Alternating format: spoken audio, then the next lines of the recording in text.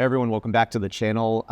Again, this video is a longer form of an extremely important video. We put out a shorter form as one of our Photography 180 episodes, but it's really a topic that I think deserves a lot more time to discuss. And that's all about dealing, especially as a wedding photographer, but just as a photographer in general, as a creative, dealing with those feelings of stress and anxiety that can build up before a big event, before a big shoot, before a wedding day. These are real things that we deal with, and I think a lot of it kind of goes undiscussed. It's not something that I would say that we are particularly proud of that this happens. It definitely is something that happened a lot more earlier in my career as a photographer, and as the years have gone by, I've definitely found better ways to deal with it and to overcome it. And so I think just having this open discussion with you all out there who are watching, I think that can only benefit us as creatives to kind of stand by one another and to offer support wherever we can. Now, part of the reason why me personally, why I may have, or I still deal with stress and anxiety, even at varying levels. So it all has to do, for me, it all has to do with the fact that I care so much about the experience that I give to my clients, about the results, about the product I deliver.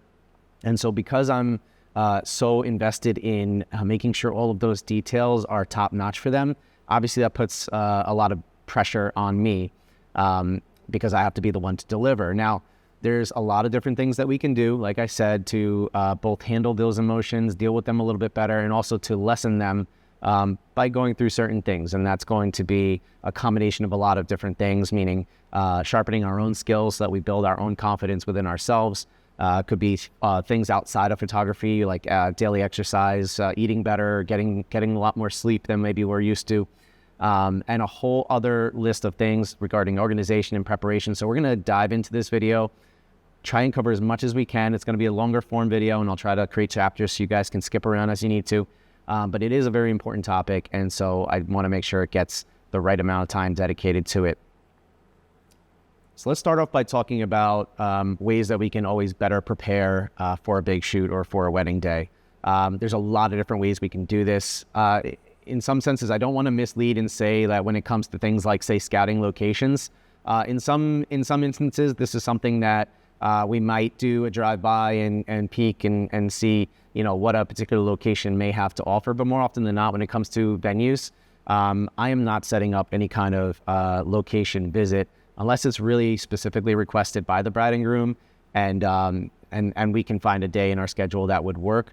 But ultimately, like as a creative, I feel like my clients investing in me is they're investing in all the time and effort I put into being who I am as an artist, as a photographer. And so visiting new locations to me is something that actually excites me, and I love going in not knowing what I can expect. Obviously, you may look up pictures online, get a gist and a feel for other work that's been done there. But I like to go in with my own creative eye. I see things in the moment and I react. Now, of course, there's definitely probably some spots that your couple or your client may want to target, and we'd be sure that we bring that up to them ahead of time so that we can make sure we do get to those areas.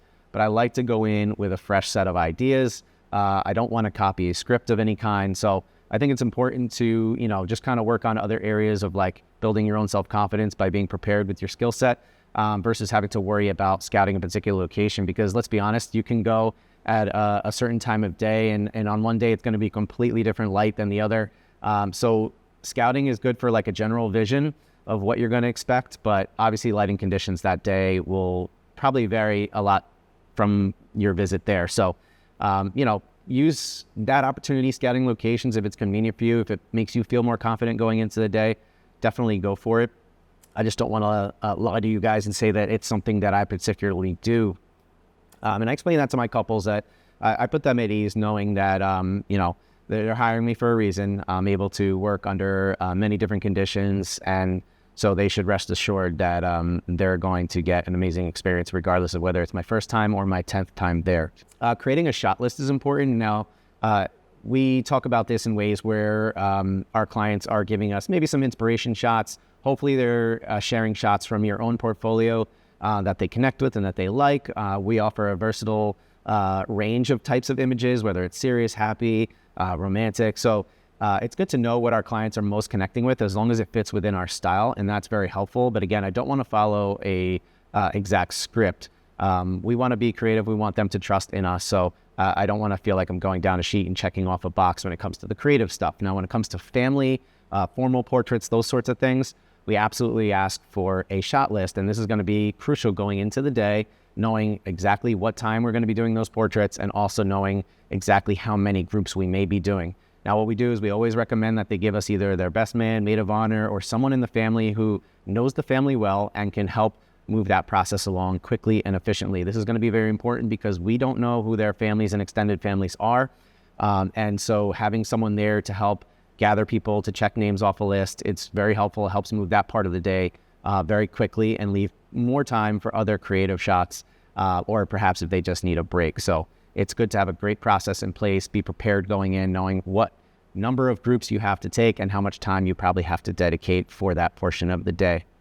Also, on the other side of preparation comes backup equipment. So you need to be able to go into a wedding day not with a single camera or not with a single memory card. You need to have things. You need to have good backup equipment in place in case you experience unexpected failure. This is something that happens. And so for us, we keep at least 3 cameras on us at all times. And obviously many batteries and many memory cards. And we're ready for anything that could pop up unexpectedly that we don't want to have extra stress added to the day. We just kind of switch gears if a piece of equipment is not working as expected, and we keep going. And it's just peace of mind knowing that, yes, you don't want this to happen, but if it does, you are ready for it, and it's not going to affect the experience that you're providing to your clients. So next, I'd like to talk about time management, and this is all about kind of creating that timeline with your couples to really get in a good position so that you know the locations, the timing, how much time you need to travel in between. You're building in the correct buffers because you really don't want to be racing from one location to the next. You want to be realistic with your clients. Things just don't flow A, B, C, D. There's always time you have to build in order to account for the what if. That could be traffic, an accident. It could be a dress malfunction. There's a whole endless list of things that could kind of stick their heads into your timeline and throw it for a loop. So preparing for those moments and giving yourself enough time to react accordingly is important. Obviously, you want to be sure that you're being very clear with your communication on when your arrival time is going to be, what is expected during the times that you're there, sort of the game plan within the game plan. So we always let our couples know upfront what to expect on the day of in terms of what our game plan is, how we're going to approach the day, what time we're going to shoot the details, what time we expect their hair and makeup to be ready. These are all very important small details within the larger scale of the timeline. They're going to help things move along smoothly. Now, we're always after a stress-free experience for them. We want to be the last thing they worry about. So we ensure them that not only will our timeline have them in a great position, but we're going to arrive early. We're not going to be someone that, is running in last minute and trying to start off the day all like super riled up and just kind of trying to catch up. So it's important that, you arrive early, but that you also communicate clearly to the clients when their hair and makeup team needs to be done by, because those are sorts of things early on in the day that can really mess up the remainder of the timeline, have you scrambling to try and catch up. So communication is very, very important. Trying your best to stick to that schedule. You have to be fluid. You have to be willing to make changes on the fly. So you communicate to them that, this is what we're going for. I don't want you to be stressed out if things get delayed by a few minutes. Here's our approach. If that happens, how we're going to catch up. Or, instead of doing certain details during the morning portion, if we seem to be short on time, we'll push those towards later in the evening. So sometimes we'll skip doing, let's say, a ring shot, like a macro shot of the rings. We can do that creatively at any point during the evening. And if that saves a couple of minutes to help us catch up early on, then that's going to be to your advantage. So things like that can really help keep them at ease and keep your schedule moving along nicely so that you can get to that ceremony or that first look on time and really stay ahead of the game, giving you the most time to do what you want to do creatively with them when that time is right. Staying organized is another big way to alleviate some of the stress and anxiety going into a wedding. Number one, your gear bag needs to be in good shape. You need to be organized. You need to have your lenses cleaned. Your camera's got to be in good working order, whether that means you're periodically taking them to a local shop to have the sensors cleaned or just the bodies cleaned in general. Those help prevent you from having to worry about things like sensor dust when you're shooting at more narrow apertures. So those are little things you have to be mindful of, especially when you're organizing your gear bag. Everything should always consistently go in the same place in the bag so that both you and your assistant know exactly where to find things when you need them quickly. Your batteries, you want to make sure are fully charged and ready to go. You have multiple batteries ready, as well as memory cards. Make sure they're formatted and assigned to a particular camera. Also organizing your camera's timestamp. So if you're using multiple camera bodies, having them all on the same time synchronized will make everything easier once you import the images and have to go through and organize them. So those are things you need to keep in mind, things that will help you be prepared heading into the wedding day and not second guessing any of your gear.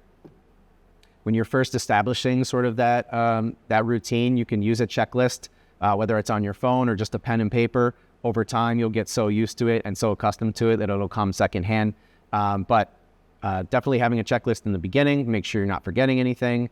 It's very, very helpful. I like to pack things into the car well in advance. And this way I'm not worrying about whether or not I've forgotten anything. So I kind of go through my rundown, make sure I have my LED, my camera bag, my light bag, light stands. I know exactly what I need. So once I check those things off, put them in the car, I know I'm good to go. So next up, I'd like to talk about mindfulness and relaxation techniques. Now, what are you talking about, Jesse? Well, a lot of what I've learned has worked very well for me over the past is kind of taking on time to meditate. Just sitting there and focusing on the tasks ahead, deep breathing, kind of pre-visualizing everything happening, putting that sort of extra self-confidence in myself, reassuring myself that I've prepared properly for this moment. I have the skill set needed to deliver. I have great clients. Everything's going to go smooth as long as I follow the game plan that I've worked so hard to put in place. Again, being receptive to unexpected changes, that's going to be a part of this. But when you kind of give that moment to sort of meditate and to put your mind at ease and to relax, you really you get this calming energy.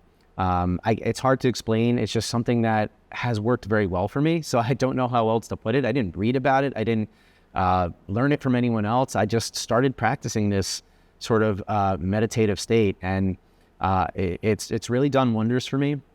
Of course, this is just a small piece of the puzzle, but I think it is important. It's something that I would recommend that you try and find your own way of sort of taking some time just of peace and quiet and just to kind of collect your thoughts before heading into a big day. Mindfulness, it's just important to not get ahead of the task at hand.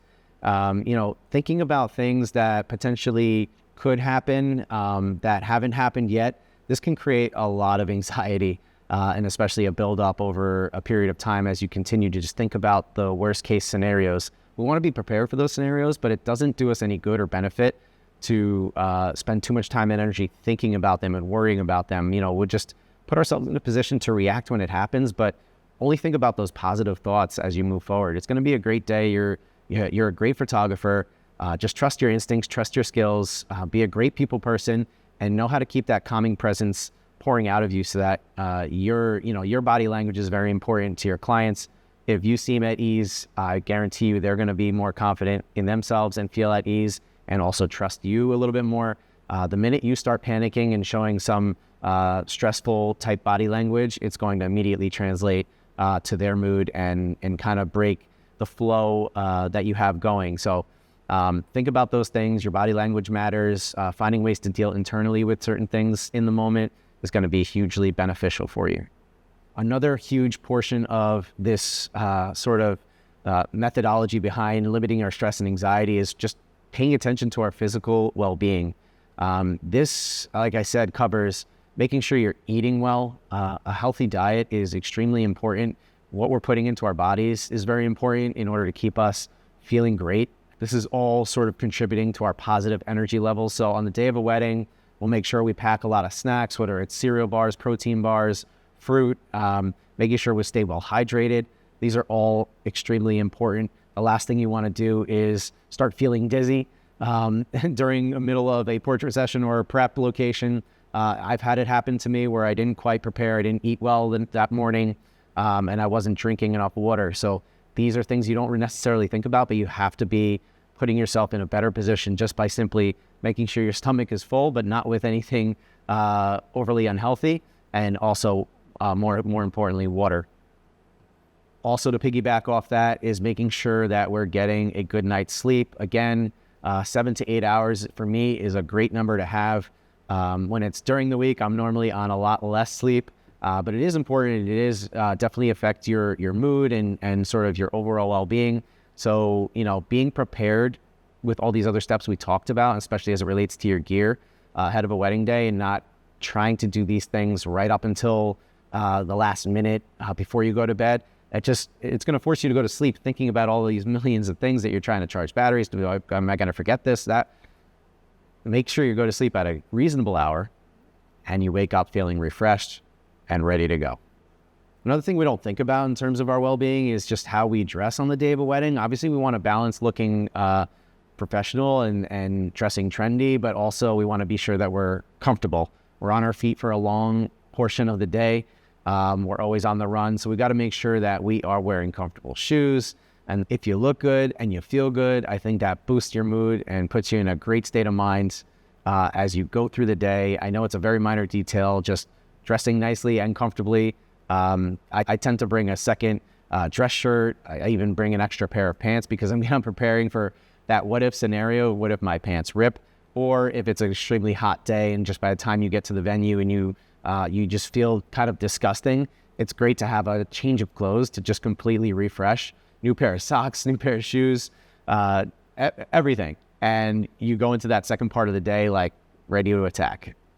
Another big thing to helping us ease the load of the stress and anxiety throughout a day is making sure we're properly delegating tasks to those who should be handling certain tasks. And what I mean by that is for every wedding, we always bring an assistant at a minimum. We may have a second photographer if the client has added that to their package, but at a minimum, I always have someone with me, not only to carry the gear, to keep an eye on the gear, but also to do anything we might need either as a team or for the bride and groom or for anyone that reason to give them a better experience. But you shouldn't be handling certain things as the primary photographer.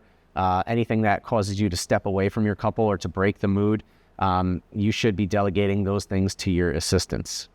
Obviously, we stress to our couples that by hiring a second photographer, this is going to allow them to get all kinds of second creative angles and candid shots. So not having to worry about you yourself getting all the standard safe shots as well as all the second angles. And it's very difficult to do that on your own. So when you do have a second photographer or even an assistant who's maybe capable of taking pictures, it's good to make sure you're clearly communicating with them what is expected of them and that they do things without you even really having to ask. And this will happen over time, maybe not so much in the very beginning when you're first working with maybe a new assistant or a new second shooter. But the important thing is that you communicate with them clearly so that over time you'd really develop this amazing system and you don't even have to say anything. They're already off to the side getting that candid shot or that candid reaction. And it just helps create a more versatile portfolio, a greater variety of images in your client's gallery. And it's just going to boost your whole experience that you're giving to your clients, which is a positive. Now, I've touched on this already before, but communication. Communication is key not only with your couples, but let's say they're working with wedding planners. You want to make sure everyone involved is on the same page, especially when you get to the venue. You want to link up with the maitre d' or whoever's running the show at the venue because it's really, wedding planners usually handle all the way up to the venue, but then from the venue on, it's whoever's on site handling, sort of the timeline of events. Also, when you get to church, it's really beneficial to link up with the priest or the father, whoever's running the service, just to get a lay of the land, the ground rules that may be in place. Certain churches are very strict, others are more lenient, just getting a feel for where you can be and where you cannot be or things that are expected of you so that you're not interrupting the ceremony or the service in any way. You definitely don't want to be a distraction. So knowing ahead of time where you can be, where you can't be, it will definitely give you a better chance at succeeding throughout that ceremony and not having to worry about being ridiculed or yelled at mid-ceremony, because that's definitely not a good thing. It's very important as part of that communication with your clients, with your wedding planners, that you set clear expectations. Again, ironing all that out well in advance is extremely important because the last thing you want to have is you go into a wedding day or it's a couple of days before the wedding and all of a sudden you get this long list of inspirational shots that have very little to do with the type of style of photography that you do. that can create a very awkward situation. You may end up, really kind of creating tension because now your bride and groom are expecting a certain type of photography that you don't do. And now, where do you draw the line? Are you going to, change your style to try and meet what they're looking for? Or is this something that should have happened way back in the beginning when you first met with your clients to sort of iron out all those little details, what they expect of you? I always ask them, what brought you here to my studio? Why are we meeting today? Do you love my work? Have you seen it on social media? Have you, worked with, or have you connected with other brides and grooms who have used us before? I want to know that it's just not simply a referral to us, but that it's something that they connected with our work, our portfolio, and then also obviously us as people, because that all adds to really a smooth wedding day when the expectations are clear. They love your style of work. They're just going to trust you to do what you do. And there's no surprises on the day of the wedding or after the wedding when you deliver the images, and they expect something extremely different. And finally, regular exercise. This is something that I've become better with just lately, whether that's waking up in the morning and just going for a short run, anything that can help allow you to kind of relieve some of the energy that's built up inside of you. I find this really has me going into a day feeling much better. By getting up and sort of exercising or running, I'm more likely to eat better, because I just feel like if I'm putting in that time to take care of my body, then I need to be taking care of it across the board. It makes no sense to get up, run a mile, and then come back and have, greasy bacon and all kinds of unhealthy breakfast foods. So I'm more likely to, eat better, and it's just kind of snowballs into this more positive state of mind, and obviously allows me over time to shed a few pounds, look a little bit better in my suit, which is always a plus because you want to look your best, feel your best. And so taking time a couple of times a week to do some sort of physical activity, I think is a huge, huge plus. Talking about post-event self-care, there's a couple of different things that are involved here.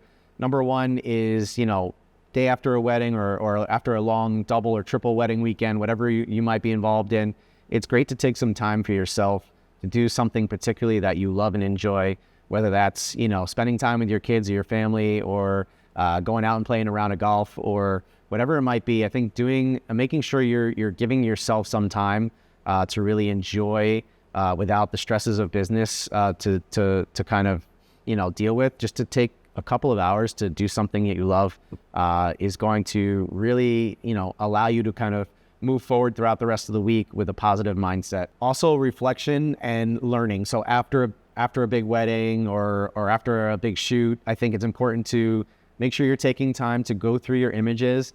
Obviously, be proud of the work that you've created, but also look for those areas where maybe you feel like you could have done a little bit better, and why could you have done a little bit better? What do you need to work on? Your off-camera lighting? Do you need to work on your reception approach? Are you properly balancing your colors for the ceremony or for the church? Or look for those areas that maybe you have room for improvement, and really put a plan together to focus on targeting those areas, because obviously these are the areas where you may lack some self-confidence in. And that's obviously going to lead to more stress and anxiety, because every time those moments approach, oh, here we go again. Like, without making the proper changes and analyzing the images and why they are the way they are, you won't be able to improve in those areas. And once you start to improve, you're going to feel better. And that's one less thing off of your list of possible causes of stress or anxiety. So really, take the time to reflect back on your work. Don't be hard on yourself. Again, be proud of the work you've done, but always look for ways that you can just improve just a little bit. And that piggybacks right into professional development. And that's going to be all about taking time to, again, focus on areas like that where you may be a little weaker, or look for areas that, you're looking to learn a few different skills to add some inspiration. And the best way to do that is to maybe link up with another professional photographer in your area who may or may not be offering a workshop, or perhaps attending a conference.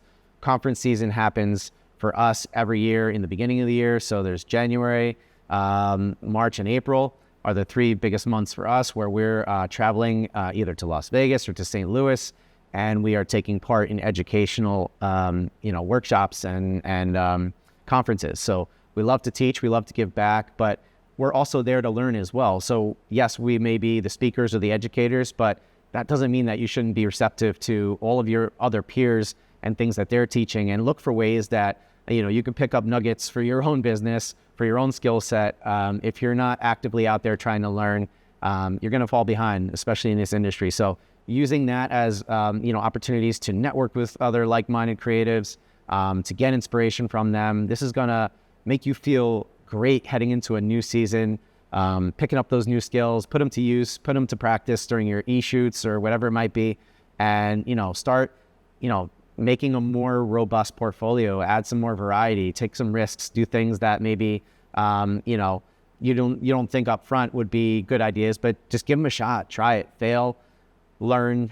It's all very important to your growth and development. Now, the last part all has to do with that support system in place, whether these are your peers in a networking photography group, or if it's a little bit more serious, something where you're actually seeking, professional help, talking to a therapist. These are things that if you're alone, I'm very fortunate to have my business partner and my wife side by side with me. And so there's a lot of things that I'm able to discuss after the fact and really get help as far as a second opinion goes when, maybe I go through a hard time or whatnot. But there is no shame in reaching out to either a friend, a peer, or even a therapist if you're really struggling and having a hard time dealing with the anxiety and the stress, so that they can give you more professional help on overcoming these things.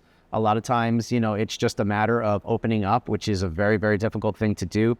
And I hope that, this video here, makes people feel like it is okay what they may be going through, because I still go through it, just that it's not as intense as it used to be. So following these steps, it's keeping it inside is probably the worst thing that you can do. Admitting that, you do struggle sometimes. It's totally normal as creatives. These are big days that we're dealing with. These wedding days are the most important days, if not one of the most important days of our clients' lives. And so that's a huge responsibility for us to carry on our shoulders. So, for some of us where, we just weren't, let's say, born with this natural ability that some other of our peers may have, it's tough to look at everything that they're doing and their successes when in reality, you don't know what's happening behind the scenes there. Yes, they may be, in your eyes, more talented than you, or they may appear to be more successful than you, but at the end of the day, they may be struggling a lot more than you think. And so it's important for all of us to open up to each other and to be there for one another. This is something this industry needs more of. There's too much animosity, there's too much negativity, too much worrying about what other people do versus just being there for each other, helping each other grow. And so, anytime you can put community over competition, I know we hear that a lot, but it just means reaching out, saying hi to someone, checking in on them, bouncing ideas off each other, organizing meetups. These are all ways that you can really connect with like-minded peers who may be on your level of understanding as to what you're going through. And in the end, it's only going to benefit your mind, your health, and who knows, stir up some creative juices and maybe even lead to some opportunities on the business side of things. Maybe you start second shooting for one of your friends or peers, or they second shoot for you. These are all opportunities we should be taking advantage of. And most importantly, it's just opening up, not staying quiet, because we're here for you. We all go through this. And I think it's important that we, be active about, this open communication. So guys, these are all just a wide variety of things that we can focus on to kind of improve our mindset, to limit that stress and anxiety that we deal with. I think that there will always be some form of stress or anxiety, and that's not a bad thing to have. I think it's expected. Like I said, the magnitude of these events that we're shooting, it's only normal. I feel like the day I go into a big wedding and I feel completely 100% at ease, something's not right. So I welcome that little bit of stress and anxiety. Obviously, I'm much happier now than I was years ago, where I was getting so worked up over it. But it all goes down to being prepared, being organized, trusting yourself, and building self-confidence. So I hope all of these tips help. Please comment down below or reach out to me if you need anything, or if you have a question. I'll be more than happy to help. I want to be here to see you guys through the tough times, the good times, and I really appreciate your time watching if you've stuck around this long. So keep shooting, keep learning, and we'll see you guys in the next video.